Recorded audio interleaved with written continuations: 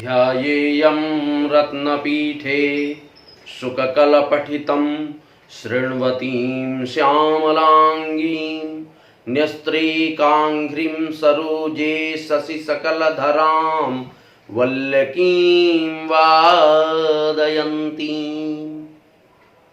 कल्हाराबद्धमालां नियमितविलसच्चोलिकां रक्तवस्त्रां मातङ्गीं शङ्खपात्रां मधुरमधुमदां चित्रकोद्भाषिभालाम्। हे पराम्बा जगदम्बा अधिष्ठात्री माँ दुर्गा, नमस्कार सभी को। माई के श्री चरणों में प्रणाम हमारा और आपका सभी का। मैं आचार्य पवन दत्त, आप देख रहे हैं अस्तित्व टीवी। हम बात कर रहे हैं, हम दिव्य विषय में चल रहे हैं, उस दिव्य विषय की जानकारी ले रहे हैं जो हमारे लिए परम आवश्यक है, हमारी सनातन अवलंबियों के लिए, हमारी परंपराओं के लिए, और हम जिस गोत्र में जन्मे हैं उस गोत्र की शुद्धता के लिए, और अपने ऋषि मुनि राजाओं की जिस परंपरा में हमने जन्म लिया है उनके शौर्य जगत को जगाने के लिए।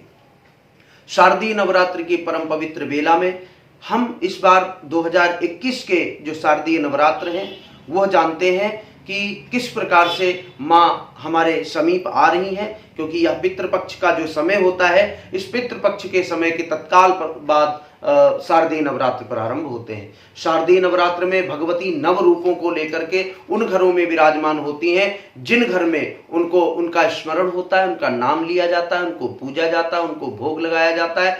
जिस घर की महिलाएं, जिस घर के पुरुष, जिस घर के छोटे छोटे बच्चे, वृद्ध, सभी लोग माँ भगवती का स्मरण करते हैं। माँ भगवती उनके घरों में जाकर के उन 9 दिन बैठती हैं और उन 9 दिन में वो उन घरों में नवनिधियां प्रदान कराती हैं, जिससे 6 मास मतलब 6 महीने पूरा हमारा जन जीवन शुद्ध एवं विशुद्ध रहता है, कीर्ति युक्त रहता है। तो हम जानना चाहेंगे कि इस बार भगवती कैसे आएंगी, किस प्रकार से हमारे समीप आ रही।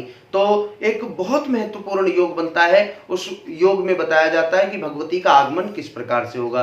तो इस प्रकार आज शारदीय नवरात्र में जो भगवती का आगमन है वो डोली में बैठ करके आना है उनको। अब डोली में माँ भगवती बैठ करके आएंगी तो निश्चित रूप से स्त्रियों के लिए इस संसार की समस्त शक्ति, जो शक्ति स्त्री मानी जाती हैं, उन स्त्रियों के लिए सौभाग्य वृद्धि कारक होगा। उनके सौभाग्य की वृद्धि होगी, उनके अविचल की वृद्धि होगी, उनके सायुज्यता की वृद्धि होगी, और निश्चित रूप से उनके शक्तित्व की वृद्धि होगी और उनकी शक्ति उपासना जागृत होगी।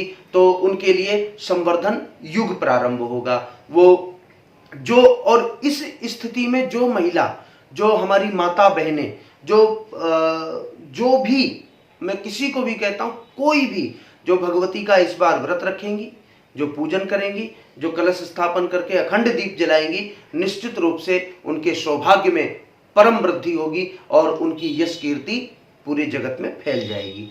तो अब हम ये जानना चाहेंगे कि ये जो नवरात्र हैं ये 9 दिन के ना होकर के 8 दिन के रहते हैं, क्योंकि तृतीया और चतुर्थी का एक संधि हो गई है, समन्वय हो गया है, तो एक ही दिन यह तृतीया और चतुर्थी पड़ रही है। यह नवरात्र किस उपासना के लिए आवश्यक है? तो इसमें बताया गया जो ब्रह्म योग है वो आयुष्मान इत्यादि से प्रेरित होकर के ब्रह्म योग बहुत तीव्र बनता है। तो ब्रह्म योग की तीक्ष्णता के कारण और उसकी उत्तीर्णता के कारण हम इसमें ब्रह्म विद्या की जागृति कर सकते हैं। ब्रह्म विद्या में क्या क्या जानकारी होगी? तो कहा सबसे पहले हमें उस भगवती के स्वरूप को महाविद्याओं में हमें देखना होगा, और महाविद्याओं के जो हमें मंत्र प्राप्त होंगे उन मंत्रों का जप करना होगा। नवारण मंत्र प्रथम सीढ़ी होगी इसकी। तो नवारण मंत्र के आधार से जो हमें अपने पुरोहित, आचार्य, गुरु, माता पिता इनके द्वारा प्राप्त मंत्र हैं उन मंत्रों का हम जप कर सकेंगे। और साथ साथ में जो व्यक्ति इस नवरात्र में कलश स्थापन करते हैं और जो लोग इन नवरात्रों में भगवती का पाठ करते हैं, अखंड दीप जलाते हैं, उनको एक तैयारी करनी होती है। वह तैयारी हमें प्रातःकाल करके और प्रथम दिवस में, नवरात्र के प्रथम दिवस पड़ रहा है 7 अक्टूबर को। 7 अक्टूबर से 14 अक्टूबर तक यह नवरात्र की वेला रहनी है। तो 7 तारीख को प्रातः काल ही हम ये जो योग बनता है वो योग बनता है सुबह 7:30 बजे से।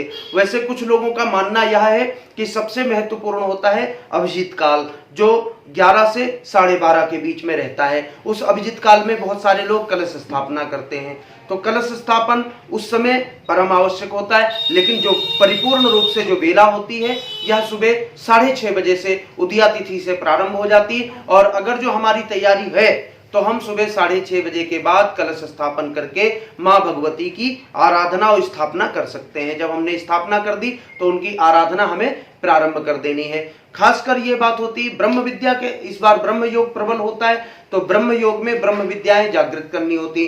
उन ब्रह्म विद्याओं में नवरात्रि बोला जाता है। नवरात्र जो बोला जाता है वो रात्रि का भी बड़ा महत्व है। इन नवरात्रियों में जब हम रात्रि भगवती के समीप बैठ करके उनके मंत्रों का जाप करते हैं या चंडी पाठ करते हैं या अन्य दुर्गा चालीसा इत्यादि का जो जैसा पाठ कर पाते हैं वो पाठ करते हैं। कुछ लोग किसी प्रकार का जाप ताप करते हैं, तो उनके लिए रात्रि में भी बैठना परम आवश्यक है। क्योंकि जिस समय आप सुख की नींद ले रहे होते हैं उस समय माँ भगवती अपने नवों रूपों के साथ में आपके घरों में भ्रमण कर रही होती हैं। जब आप उनके सामने बैठ करके जप करते हुए दिखते हैं तो पता नहीं अनायास ही कब क्या दे जाएं, कब कौन सा आशीर्वाद प्रदान कर जाएं। इसलिए हमें अपने सुखों को त्यागना होता है।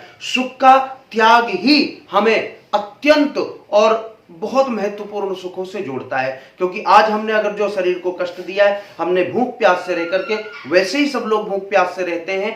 क्यों रहते हैं? क्योंकि बहुत सारे काम ऐसे करने पड़ते हैं जीवन में जिनके लिए भूखे भी रहना पड़ता, प्यासे भी रहना पड़ता है, सफर करना होता, तो नींद का भी त्याग करना होता है। लेकिन यह एक ऐसा समय है जिस समय आप अपने सुखों को दूर करेंगे उतना ही सुख आपसे समीप होते चले जाएंगे। जैसे मधुमक्खी और शहद और मधुमक्खी एक दूसरे से अलग नहीं हो सकते हैं। जब आप उन सुखों को त्यागेंगे, अपनी निद्रा को त्यागेंगे, तो निश्चित रूप से मधुमक्खी और शहद जैसा वातावरण हो जाएगा, ये आपको पकड़ेगा और बहुत प्रबल रूप से वो सुख आपको प्राप्त होगा। तो ये भगवती की महाविद्या की उपासना है। और इस बार ब्रह्म योग है, तो निश्चित रूप से जो आपने जगत में संसार में देखा होगा, बहुत सारे लोग होते हैं जो मातृशक्ति और इन सब शक्तियों के लिए जप तप तीर्थाटन इत्यादि करते रहते हैं। जो थोड़ा सा प्रयास करेगा, थोड़ा सा प्रयास करने वाला इस बार बौद्धिक क्षमता के द्वारा उन ब्रह्म तत्व को जागृत कर लेगा और भगवती के उन नवों स्वरूपों के दर्शन करने का अधिकारी बन जाएगा और कृपा प्राप्त का अधिकारी बन जाएगा।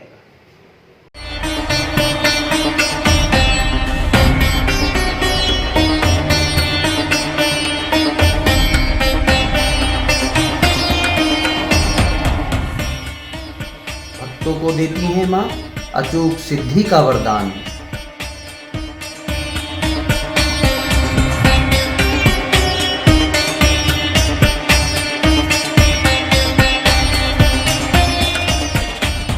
माँ दुर्गा के 10 रूपों में छिपा है शक्ति का महाज्ञान।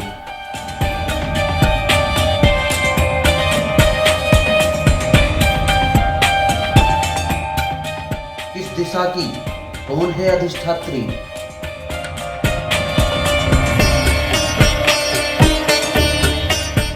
दस महाविद्याओं में कौन है सबसे बड़ी बलवान?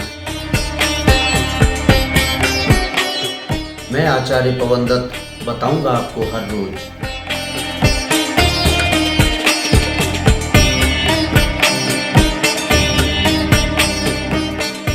दस महाविद्याओं की अनसुनी कहानी।